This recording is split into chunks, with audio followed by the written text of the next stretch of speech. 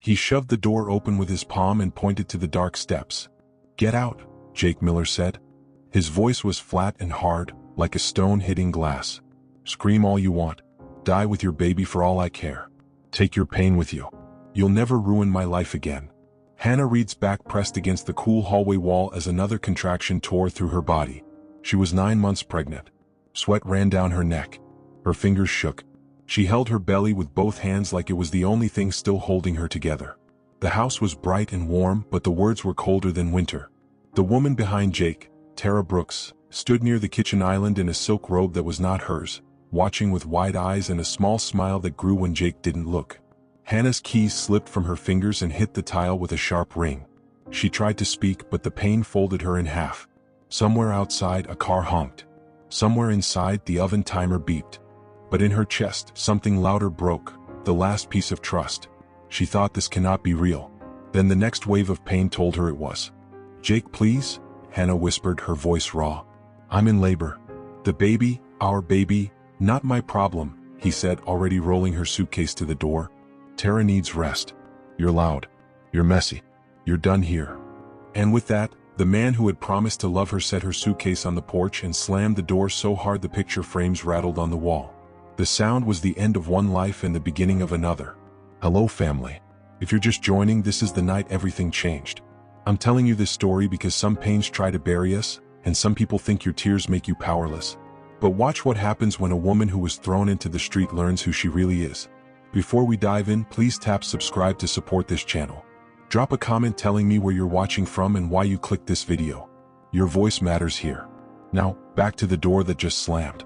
Hannah stared at the wood grain like she could will it to open. Her belly tightened again, hard as a drum. She gasped and pressed a palm against the doorframe to stay standing. The porch light buzzed above her. Early rain had made the steps slick. The street was quiet, the kind of quiet that makes every thought too loud. She bent, grabbed the handle of her old rolling suitcase, and felt the next contraction rise like a wave she could not stop.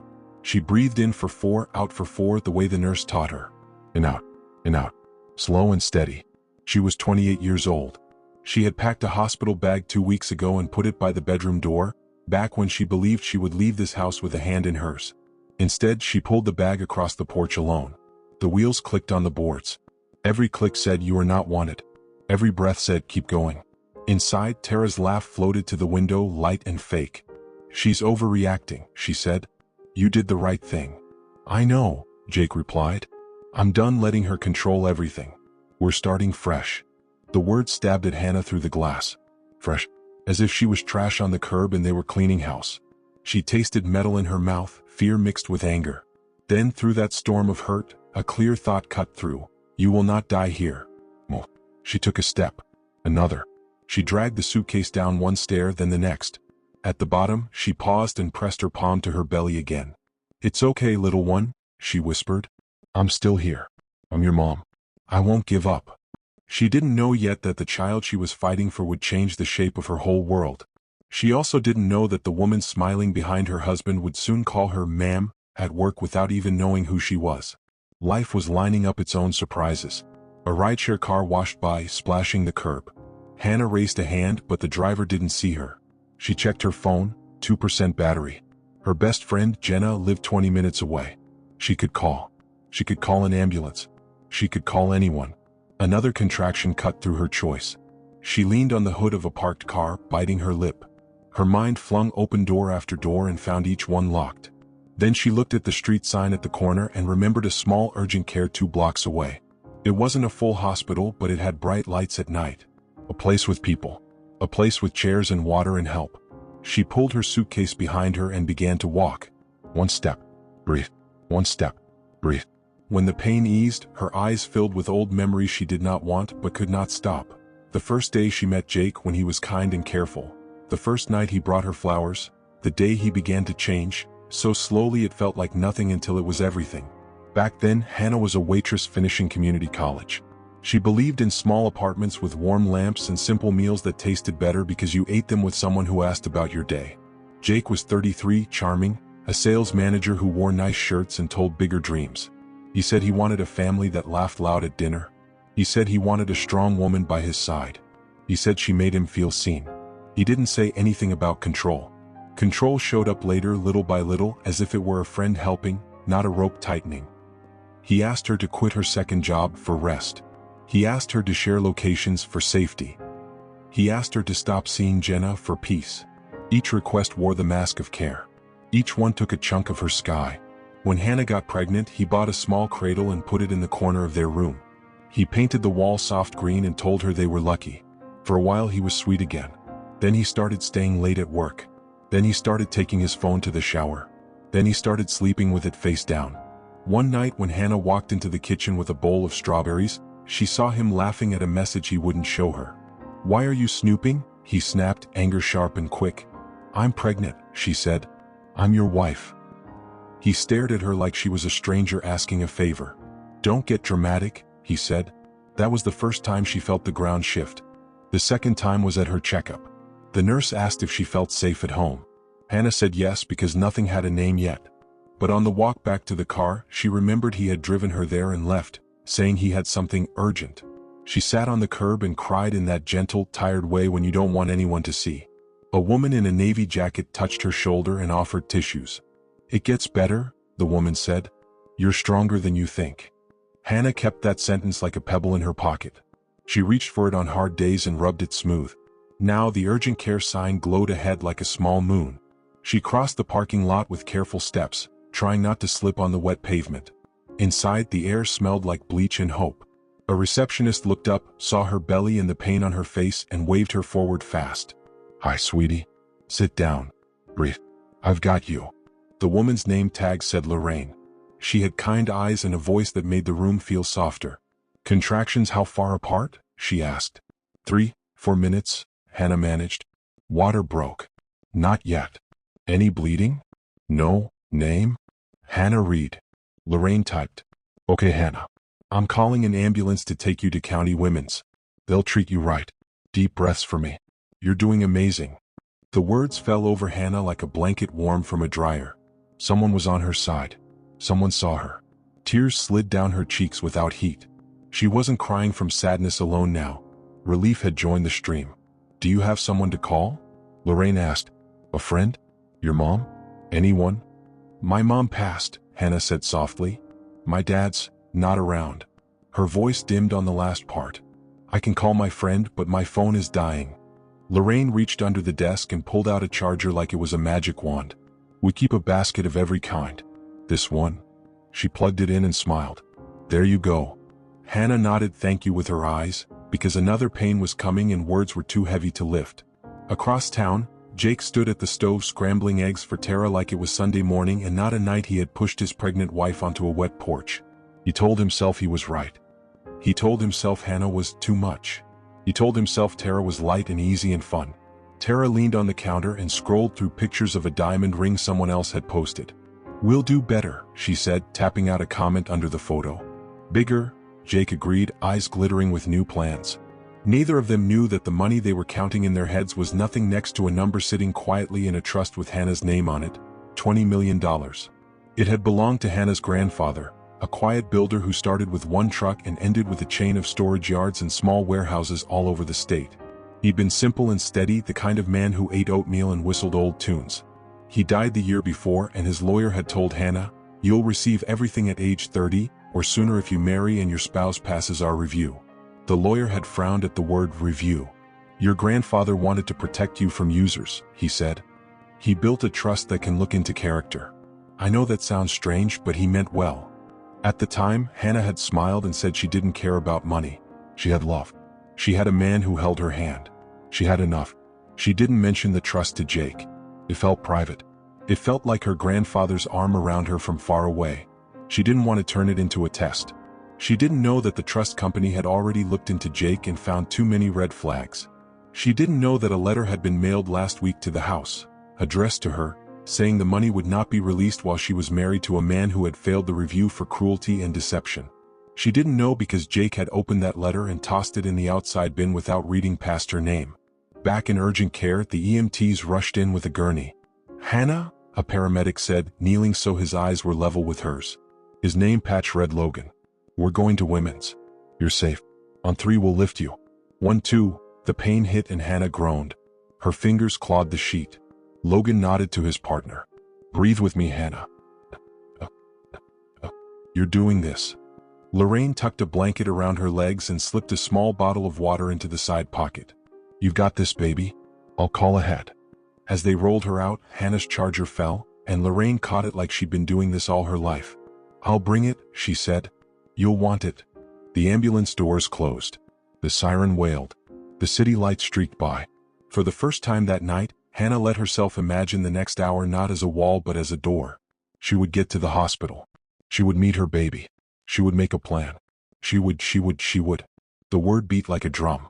Then, as if the universe wanted to remind her that stories twist when you least expect, the ambulance slowed near a red light where a black SUV waited to turn. In the passenger seat of that SUV sat a woman in a crisp blazer with a name badge clipped to the pocket. Brooks Group, Executive Assistant. The name under it read Tara Brooks. She was adjusting a stack of folders for a new assignment starting Monday at a place she had never worked before, a place with a name printed on the top folder, Reed Family Holdings. Tara glanced up at the ambulance racing past, rolled her eyes, and returned to the schedule she had to memorize. Monday at 9 a.m. report to the temporary CO, Ms. H. Reed. She did not know that the woman inside that ambulance, biting her lip through pain, was the Hannah Reed she would be saying, "Good morning, ma'am," to all week. County Women's Hospital smelled like lemon cleaner and coffee. Nurses moved with quick, sure steps. The maternity ward had soft lights and pictures of babies with fat cheeks. They slid Hannah into a room with pale blue walls. Logan checked the monitors. A nurse named Priya squeezed Hannah's shoulder. "You are strong," Priya said like it was a fact and not a kindness. "We'll take care of you." They checked her dilation. "You're at 5 centimeters, Priya said. "We have time. Do you want to call someone?" "My friend," Hannah said, taking the charger Lorraine had handed the EMT. "Her name's Jenna." Her voice trembled only a little. She plugged in, unlocked her phone, and saw the last message from Jenna. "You okay? Haven't heard from you. Call me if you need me, any hour." Hannah pressed call. Jenna picked up on the first ring. "Hannah? What's wrong? Tell me where you are." The words tumbled out. The door, the porch, the street. She didn't tell all of it. She told enough. "I'm at County Women's," she finished. "Room," they said 317. "I'm on my way," Jenna said. 15 minutes. "Don't argue. I'm coming." The line clicked. The room was quiet except for the monitor's steady beep and Hannah's breath. Then the door opened again, and a doctor with gray at his temples came in, soft-spoken, the kind of person who seemed to carry calm in his coat pocket. "I'm Dr. Miles," he said. "We're going to take good care of you. I know tonight didn't start the way you hoped, but you're here and you're safe." Hannah nodded and wiped her eyes. "Thank you," she said. "Thank you." Simple words, but they felt like anchors thrown into deep water. Jenna burst in 15 minutes later with a duffel bag and a fierce look. She hugged Hannah so carefully it made both of them laugh. "You're okay," Jenna whispered. "You're not alone." "I know," Hannah said, and this time it was true. Between contractions they made a small plan. It was not a full plan, but it was a first step. Jenna would call a locksmith tomorrow. Jenna would move Hannah's few personal files and the box of her mother's things out of the house while Jake was at work. Jenna would text a lawyer she knew from church who helped women in tight spots. "You don't have to think about money right now," Jenna said. "You don't have to think about anything except breathing. We will handle the rest. We, Hannah. Not you alone." Hannah nodded. She did not mention the trust because she needed to hold one secret for herself in a world that felt like it had taken them all. She would tell Jenna soon. First, she had a baby to meet. Hours stretched like rubber bands, tight, then looser, then tight again. Night turned to the quiet blue of almost morning. The city outside slowed to a whisper. Inside, nurses changed, monitors blinked, breath breathed. At 6 centimeters, the doctor offered pain relief. Hannah nodded, then changed her mind, then nodded again when another contraction made the choice for her. The medicine slid in like a soft wave. The edges of pain softened. Her mind floated just above the bed, where the ceiling tiles made simple squares. She began to think in simple squares too. In this one she was safe. In that one she was strong. In another she was not small. Across the room, Jenna snoozed in a chair, her hands folded, her jaw set like she could fight a storm in her sleep. Hannah smiled. She did not know that in 3 days, that same jaw would tighten when she opened a letter from the trust lawyer with news that would change everything. She did not know that on Monday, Tara would walk into a boardroom in heels and freeze when she saw who sat at the head of the table. She did not know that Jake would answer his door in a t-shirt and find 2 officers with questions he didn't expect. Right now, there was only the beat of her baby's heart on the monitor and the sound of her own breath going in and out, steady as a drum. Near sunrise, a nurse came in with a quiet smile. "You're at 8, she said. "Almost there." The window was gray with the first hint of morning. Streetlights clicked off one by one, like a row of tiny moons giving way to the sun. Hannah looked at Jenna. "I'm scared," she said. "I know," Jenna said. "Be scared. And be brave. Both can be true." Hannah nodded and closed her eyes. She pictured a small face she had not seen yet. She pictured tiny fingers curling around her thumb. She pictured a room where no one yelled. She pictured a life where love meant soft words and warm soup and someone choosing you every day. She was not a woman being thrown out anymore. She was a mother about to bring someone in. The doctor came back, checked once more and said, 10. "It's time." The room shifted, focused, became one bright path. Priya took Hannah's hand. "When I say push, push. When I say rest, rest. You are the captain here. We follow you." Hannah nodded, tears on her cheeks but strength in her jaw. She took a breath and bore down. The world narrowed to effort and hope. "Good," the doctor said. Again. She pushed. Again. She pushed. Again. She pushed. Between pushes, the room was quiet except for the monitor and Jenna's whispers. "You're doing it. You're doing it." Then, on a push that felt like fire and freedom, everything changed. The doctor's face lit. "One more, Hannah," he said. "One more for your baby." She gathered every piece of herself and pushed with a sound that came from the oldest part of the world. And just as the cry began to rise in the air, just as the first sound of her child's voice touched the room, the door burst open behind the doctor and a familiar voice shouted over the monitors, "What is going on here?" Jenna spun. Hannah's head turned. Jake stood in the doorway, eyes wild, hair messy, chest heaving like he'd run. For 1 second, the room held its breath between 2 histories. The past that had thrown her out and the future that was trying to be born. "Sir, you need to step back," Priya said, moving like a wall of calm. Jake ignored her and took 1 step forward, his mouth opening to say the words that would burn or beg. No one knew which yet. The baby's cry lifted, clear and strong. Hannah's hand tightened on the sheet. Her eyes met Jake's, not pleading now but steady. And from the hallway, a figure in a blazer froze at the sound of the name on the chart that had just been carried by. "Read, Hannah." The name on that figure's badge read Brooks. Tara's breath caught in her throat as the truth flashed like lightning. The woman he threw out, the woman in this bed, the woman whose name sat on the Monday folders, were all the same person. "Oh no," Tara whispered, too late to close the door on the storm she had helped build. Jake's voice filled the delivery room like a thunderclap, his chest heaving as he shoved the door wider, ignoring the nurses who tried to block his way. Hannah's body tensed on the hospital bed, her chest rising and falling as the pain of labor mixed with the storm that had just walked in. The cry of her newborn pierced the air, a tiny sound full of life, trembling yet strong enough to silence the room for 1 breath. Jake's eyes darted to the child, then to Hannah, and something dark and wild burned in his expression. "So it's true," he spat. "You went ahead without me. You think you can keep this child away from me? You'll regret it." His words, sharp and reckless, made Jenna step forward like a shield, her arm outstretched, her voice trembling with anger. "Get out, Jake. She doesn't need you. She doesn't want you. Not now. Not ever." Priya, the nurse, squared her shoulders and placed herself between Jake and the bed. "Sir, leave before we call security. This is not about you. This is about the mother and her baby. You've done enough." But Jake smirked as if her words bounced off armor. "Do you know who I am?" he demanded. "I am her husband. This is my child. Nobody keeps me out." He stepped closer, but the sound of more crying filled the room. Hannah's baby was placed into her arms, wrapped in a soft white blanket, pink and perfect against her chest. The world shrank for her. The voices arguing blurred.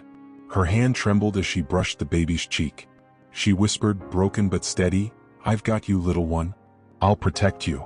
And in that moment, her voice was stronger than Jake's rage, stronger than Tara's shock, stronger than the chaos spinning in the room. The doctor, calm but firm, raised his voice. "Mr. Miller, this is a sterile environment. You're endangering the patient and the newborn. You need to leave immediately." Security was called and 2 guards appeared in the doorway. Jake's shoulders stiffened, his jaw clenched. He looked at the baby again, then at Hannah, his lips curling with bitter venom. "You'll pay for this," he hissed. "You think you're better than me? You'll come crawling back. His words dripped poison, but even as he barked them, the security guards guided him out, their hands firm on his arms. The door slammed shut behind him and the room exhaled. For a moment, silence wrapped the space like a blanket. Hannah stared down at her baby, tears streaming down her face. She whispered, "Ethan." The name came out soft, trembling, but with a finality that filled the room. "Your name is Ethan." Jenna leaned close, touching her shoulder. "That's perfect," she said, her voice cracking. Hannah pressed her lips to the baby's forehead and closed her eyes.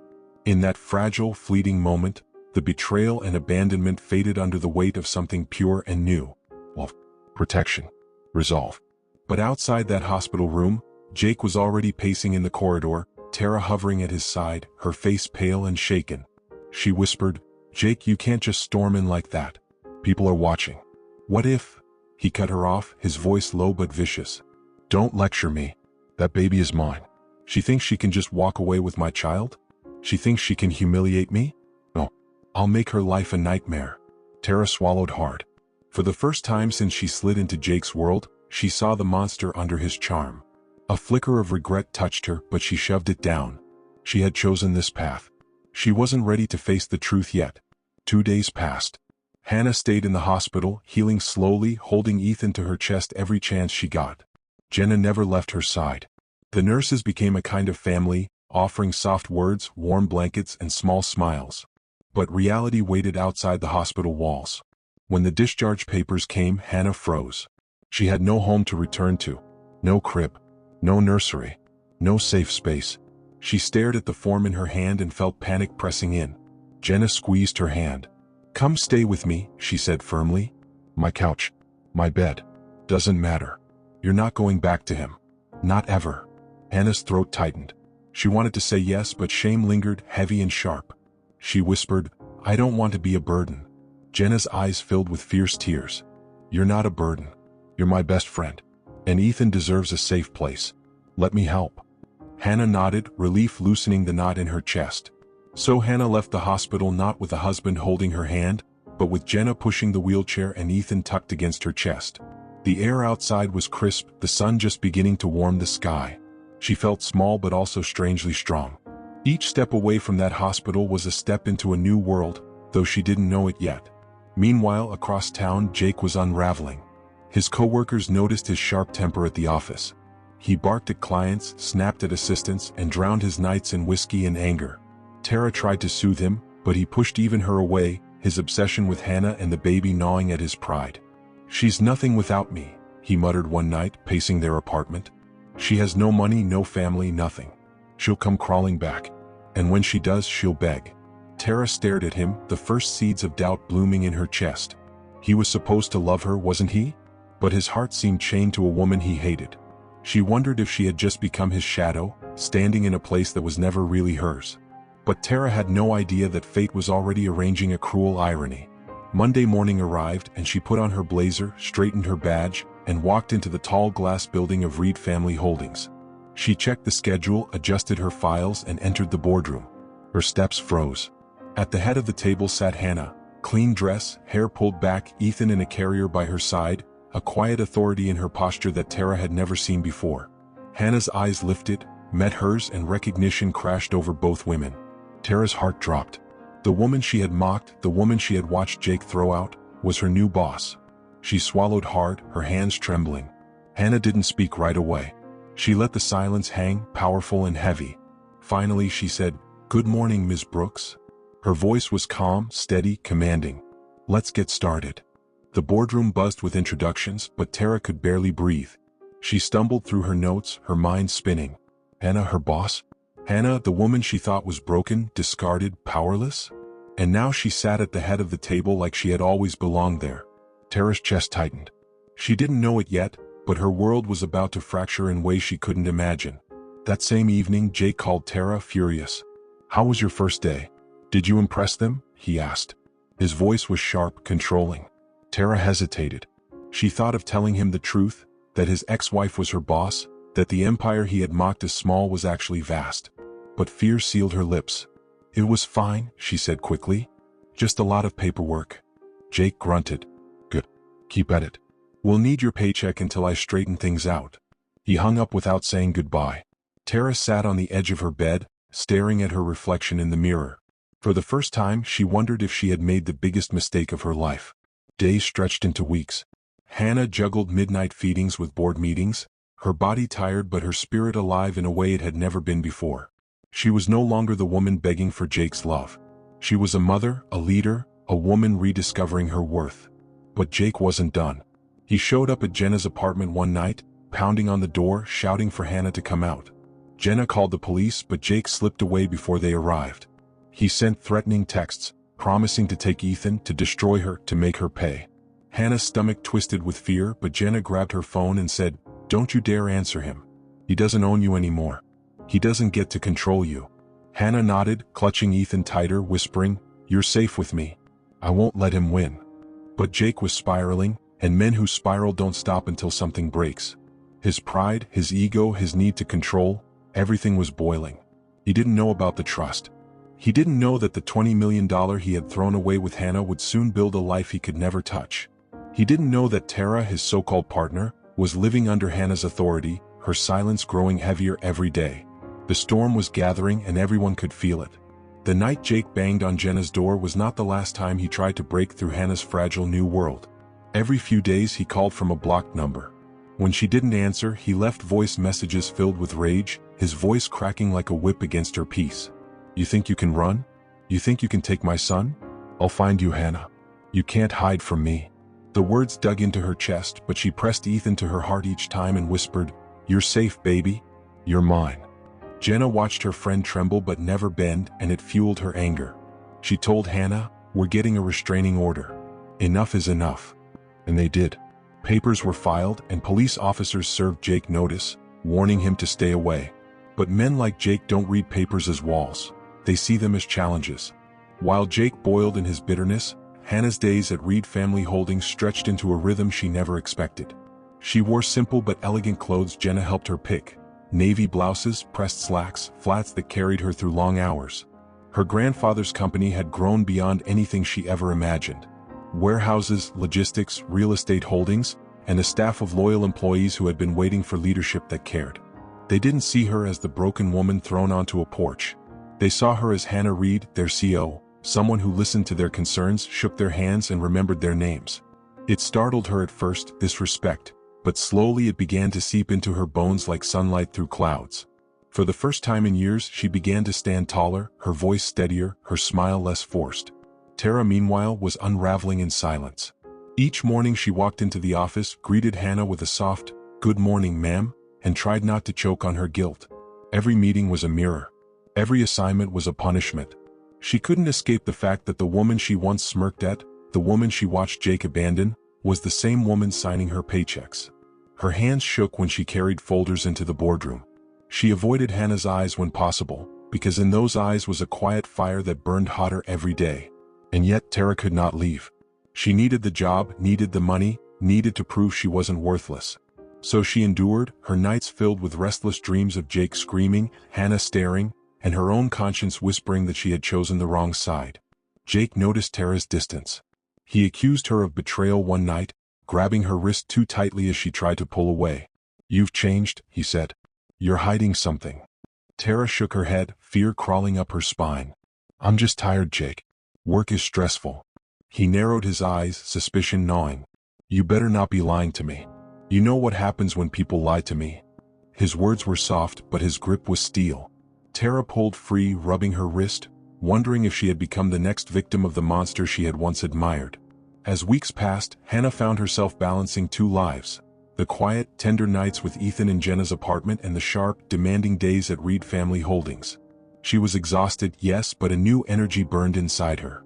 Each time Ethan smiled, each time an employee thanked her for caring, each time she signed a document that secured the company's growth, she felt the pieces of her broken heart knitting back together. She wasn't healed yet, but she was stronger. Then came the board meeting that changed everything. A group of investors from out of state arrived, men in suits with clipped voices and sharp eyes. They wanted reassurance that Reed Family Holdings would remain stable under new leadership.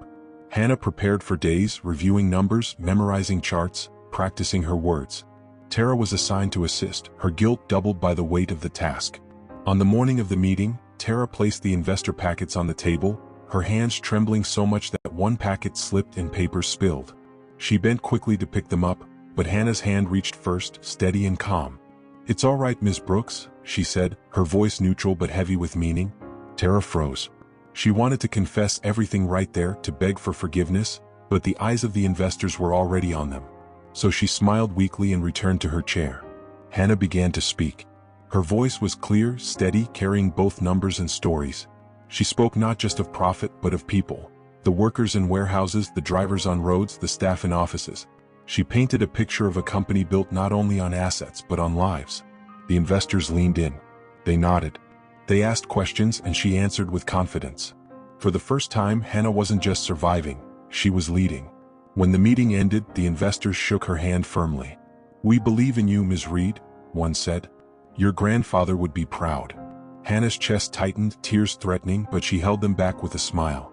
As they left, she caught Tara's eyes, wet, guilty, desperate, and said softly, "Stay after." When the room emptied, Tara stood frozen, her legs heavy. Hannah turned to her, arms folded, eyes sharp. "How long did you know?" she asked. Tara's lips parted, but no words came. "How long did you know about me and Jake?" Hannah pressed. Tara's chest heaved. "Since the beginning," she whispered. "I knew. I'm sorry. I thought he loved me. I thought you were gone. I didn't know he'd—" She stopped, tears spilling. Hannah's face didn't soften. "You watched him throw me out while I was in labor," she said quietly. "You stood there. You smiled." Tara's knees buckled and she dropped into a chair. "I was wrong," she sobbed. "I was stupid. Please don't fire me. I need this job. I'll do anything." Hannah's heart throbbed with rage and pity tangled together. She wanted to scream, wanted to throw Tara out the way Jake had thrown her. But Ethan's small face flashed in her mind. She thought of cycles. How cruelty begets cruelty, how power can rot if used like a weapon. She inhaled deeply. "You'll keep your job," she said coldly. Tara's head shot up in shock. "But you'll do it knowing every day that you answer to the woman you helped destroy. And maybe one day you'll learn what loyalty really means." Then she walked out, leaving Tara sobbing in the empty boardroom. That night, Jake called Tara again, demanding details. She hesitated, her stomach knotted. "It was fine," she said. "Just meetings." But Jake wasn't satisfied. He pushed, demanded, threatened. Finally, Tara snapped. "You don't own me, Jake. You don't own anyone." Silence filled the line, thick and dangerous. Then his voice, soft and terrifying, "We'll see about that." The call ended. Tara sat shaking in the dark, realizing the trap she had built around herself. Meanwhile, Hannah's life was shifting in quieter ways. She began looking at apartments with Jenna, wanting a place of her own where Ethan could grow. One evening, she stood in a small unit with pale yellow walls and sunlight spilling through the windows. Ethan gurgled in her arms and Hannah whispered, "This could be home." For the first time, hope didn't feel like a fragile glass. It felt like brick and wood. But Jake's shadow stretched long. One evening, as Hannah left the office, she found a note tucked under her car wiper. The handwriting was jagged, furious. "You can't hide behind your money. Ethan is mine. I'll take him." Her knees buckled. Fear clawed up her throat.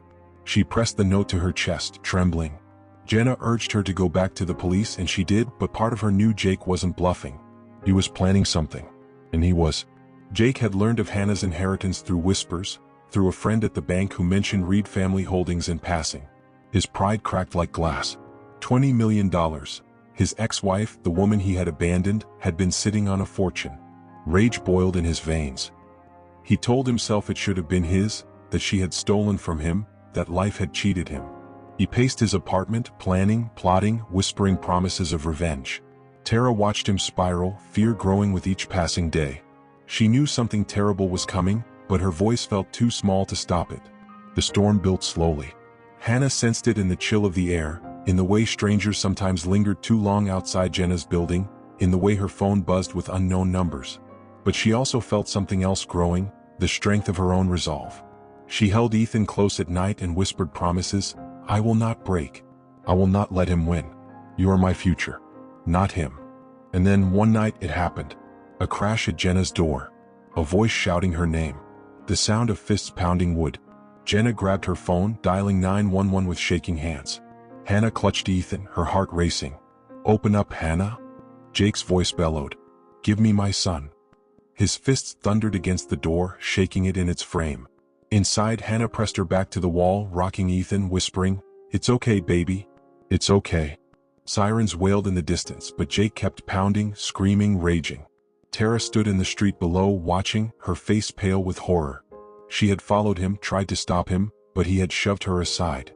Now she stood frozen as the scene unfolded. The police arrived, pulling Jake back, his voice hoarse with fury. "She's mine," he screamed.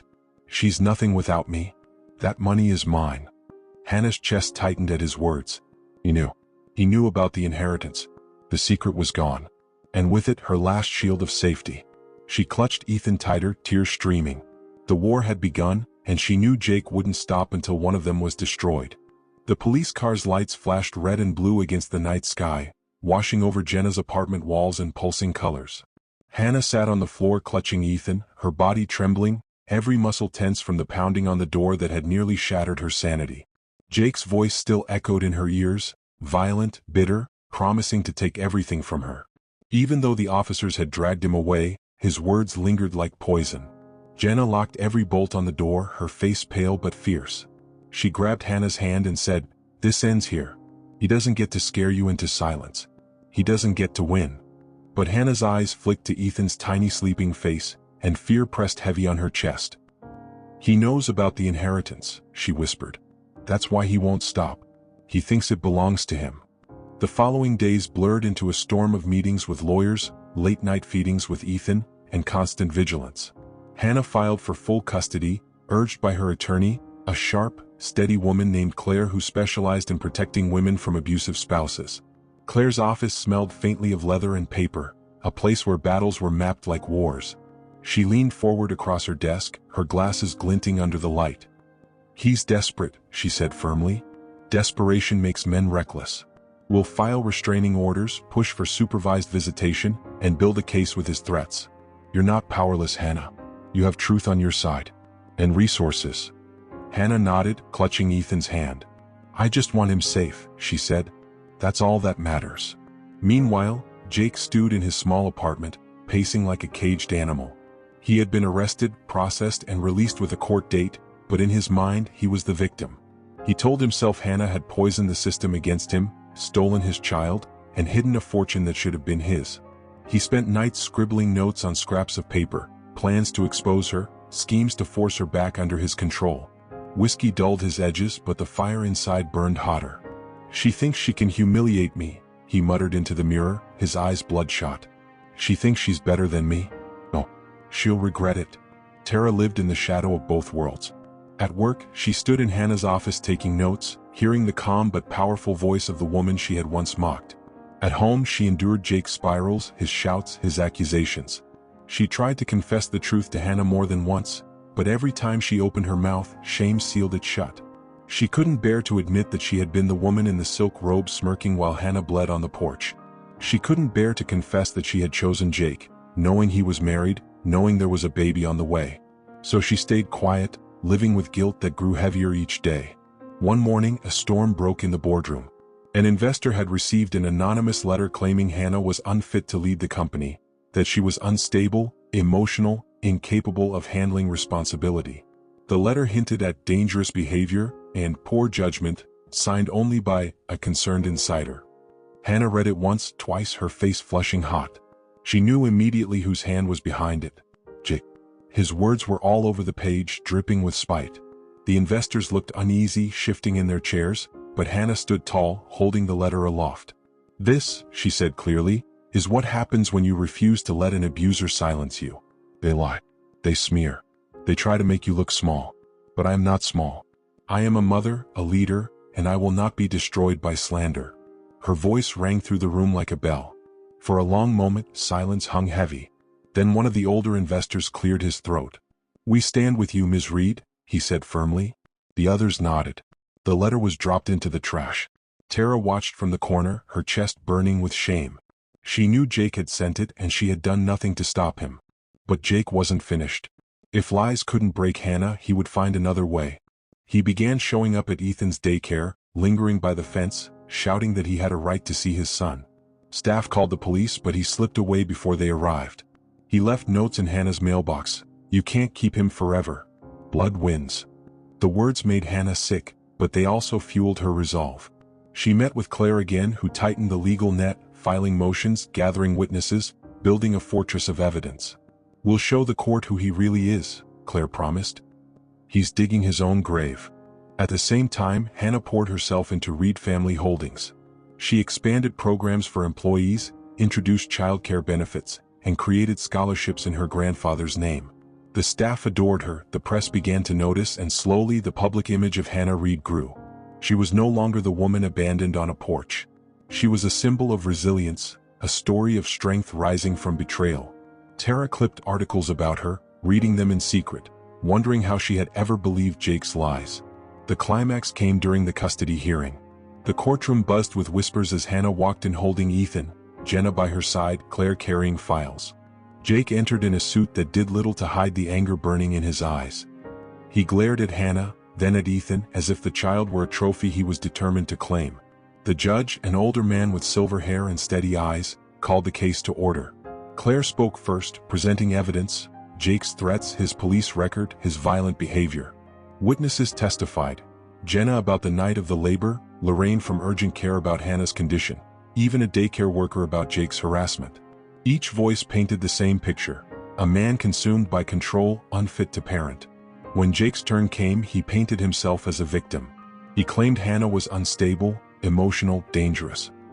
He waved his arms, his voice rising until the judge banged his gavel. "Control yourself, Mr. Miller." But Jake couldn't. His rage spilled over, his words tangled into threats. "She thinks she's better than me.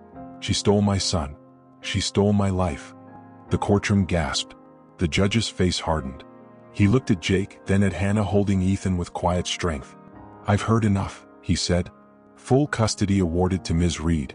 Mr. Miller will have no visitation rights until he demonstrates significant change, verified by this court." The gavel fell. It was over. But for Jake it was not. His face twisted, his body shaking as officers escorted him out. He shouted, "This isn't finished. You'll regret this, Hannah. You'll regret this." His voice echoed through the courtroom like a curse. Hannah clutched Ethan tighter, her tears falling not from fear but from relief. She had won. She had protected her son. The law was on her side. After the hearing, reporters swarmed, microphones flashing. "Ms. Reed, how do you feel? What's next for your company?" Hannah raised her chin and said clearly, "This is not just my victory. This is a message to every woman who has been told she is nothing. You are not nothing. You are not powerless. You are worthy of love, respect, and safety. Don't let anyone convince you otherwise."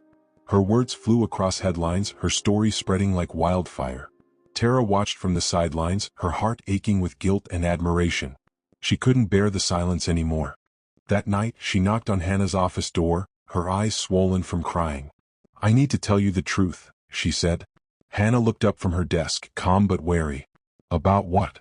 Tara's voice broke. "That night. I was there. I watched him throw you out. I didn't stop it. I didn't help you. I stood there and I smiled." The words hung heavy between them. Hannah's hands tightened on her pen. She stared at Tara for a long moment, then finally spoke. "Why are you telling me now?" Tara sobbed. "Because I can't live with it anymore. Because you deserve to know. Because I'm sorry." Hannah's chest burned with memories, with pain, with anger. She wanted to lash out, to demand why, to scream. But instead, she closed her eyes and thought of Ethan, of cycles broken, of the power of choosing differently. She opened her eyes and said softly, "I don't forgive you. Not yet. Maybe not ever. But I won't fire you. You'll keep working. And every day you'll remember what you did. Maybe that will be your punishment. Maybe that will be your chance to change." Tara collapsed into a chair, sobbing, but Hannah didn't soften. She turned back to her work, her heart heavy but her resolve stronger than ever. Jake, meanwhile, spiraled further into darkness. With no custody, no control, no access to Hannah's fortune, he sank into debt, alcohol, and rage. He became a shadow of the man he once pretended to be, a cautionary tale of pride and cruelty consuming itself. People who once admired him avoided his calls. His career crumbled. And yet, in his bitterness, he still muttered her name, as if cursing her could undo the choices that had led him here. Hannah, however, rose higher. She bought the apartment with the pale yellow walls, filled it with love, laughter, and Ethan's toys. She built Reed Family Holdings into a company known for compassion as much as profit. She spoke at conferences, telling her story, urging others to stand up against abuse and reclaim their worth. And at night, when Ethan curled against her chest, she whispered the same promise she had whispered on the porch the night she was thrown out. "I've got you, little one. I'll protect you." Only now, those words were not born of desperation. They were born of victory. The lesson of her life was carved into her heart. Sometimes the ones who try to break you reveal the strength you never knew you had. Sometimes the betrayal that shatters you is the very fire that forges you. And sometimes the woman who was left to die in silence becomes the woman the world cannot stop hearing. The months after the custody battle carried both relief and tension for Hannah. On the surface, life began to steady. She moved into her new apartment, sunlight streaming through pale yellow curtains, Ethan's crib tucked against her bedroom wall, the sound of his soft breathing filling the nights with a rhythm more comforting than any lullaby. At Reed Family Holdings, her leadership blossomed. Employees trusted her, investors praised her vision, and even journalists wrote pieces about the young woman who turned betrayal into boardroom brilliance. She attended ribbon cuttings, shook hands with governors, and appeared on business magazines. To the world, she was unstoppable. But beneath the applause and progress, a shadow lingered. Jake was out there, and men like him rarely disappeared quietly. He drifted in the dark corners of the city, his days fueled by alcohol and resentment. His career had collapsed, his savings drained, his reputation scorched by whispers of the courtroom. He blamed Hannah for all of it. He blamed her for his downfall, his poverty, his shame. Each night he muttered her name like a curse, pacing his cluttered apartment, drawing circles on scraps of paper with her initials at the center. He wanted to destroy her. He wanted to take back what he thought she had stolen. And above all, he wanted Ethan. His delusion grew until it consumed every thought. Tara saw the spiral, felt it in the tension of his calls, in the way his voice cracked with fury. She begged him to let go, to start over, to leave the city. "She's moved on, Jake," she whispered one night. "She doesn't care about you anymore. You can't win." His laughter was sharp, bitter. "She'll care when I take everything she has left." Tara's stomach twisted. She realized then that he wasn't just bitter, he was dangerous. She thought of Hannah's face in the boardroom, calm and resolute, and of Ethan's tiny hand curled around Hannah's finger. The thought of Jake anywhere near that child made her blood run cold. For the first time, she began to see her silence as complicity. She knew she had to choose, continue to hide in shame, or step into the light and help the woman she had wronged. One rainy evening, Hannah left the office late, Ethan in his carrier. The city streets glistened with puddles under neon lights. As she buckled Ethan into the car seat, her phone buzzed with a text from an unknown number. "You can't hide forever. I'm closer than you think." Her chest tightened, panic clawing up her throat. She scanned the parking lot, her pulse racing, every shadow feeling alive. She called Jenna, voice shaking. "He's watching me," she whispered. "I know he is." Jenna urged her to drive home quickly, to lock the doors, to stay calm. But calm was impossible when every passing car felt like danger. That night, Hannah lay awake, Ethan cradled against her chest. The storm outside pounded the windows, rain sliding down like tears. She thought of running away, leaving the city, changing her name, starting fresh where Jake couldn't find her. But then she looked at Ethan, at the softness of his face, the innocence of his breath, and something hardened inside her. She had spent too many years running, hiding, shrinking herself. No more. She would not build her son's life on fear. She whispered into the storm, "He will not take our peace. He will not take you. He will never win." The final collision came faster than she expected. One evening, Hannah was preparing dinner when a loud crash came from her balcony. The sliding door rattled, the curtains shifting with the wind. She froze, clutching Ethan to her chest. Then she saw him. Jake. His face pressed against the glass, rain streaking down his cheeks, his eyes wild with fury. He had climbed onto the balcony from the fire escape, his body trembling with desperation. "Open the door, Hannah," he shouted, pounding the glass. "Give me my son. He's mine." Hannah's heart raced, but her mind was sharp. She grabbed her phone, dialed 911 with shaking hands, and pressed it to her ear. She spoke clearly, loudly, so Jake could hear every word. "Yes, police. My abusive ex-husband is trying to break into my apartment. I have full custody. Please come quickly." Jake's face twisted, his rage boiling. He kicked the glass, cracking it with a sharp spiderweb line. Hannah backed away, clutching Ethan tighter, whispering, "It's okay, baby. Mommy's here." She felt her body tremble, but she did not run. She stood tall, waiting, protecting. Minutes felt like hours. Jake screamed threats, slammed his fists, his voice raw. "You'll regret this, Hannah. You'll regret leaving me. You'll regret keeping him from me." But before the glass could shatter, red and blue lights flashed through the rain. Officers stormed the hallway, bursting through her front door, tackling Jake onto the balcony. His screams filled the night as handcuffs clicked around his wrists. "You can't do this. She's mine. He's mine." His words faded into the rain as they dragged him away. Hannah sank to the floor, Ethan against her chest, tears streaming down her face. Relief and exhaustion poured out of her in sobs. The nightmare was ending. In the weeks that followed, Jake was charged with breaking and entering, violation of a restraining order, and attempted child abduction. The judge, the same one from the custody hearing, looked at him with cold eyes. "You have shown no remorse," he said firmly. "You have shown no ability to change. You are a danger to your ex-wife and your child. You will serve time, and upon release, you will be subject to continued restrictions."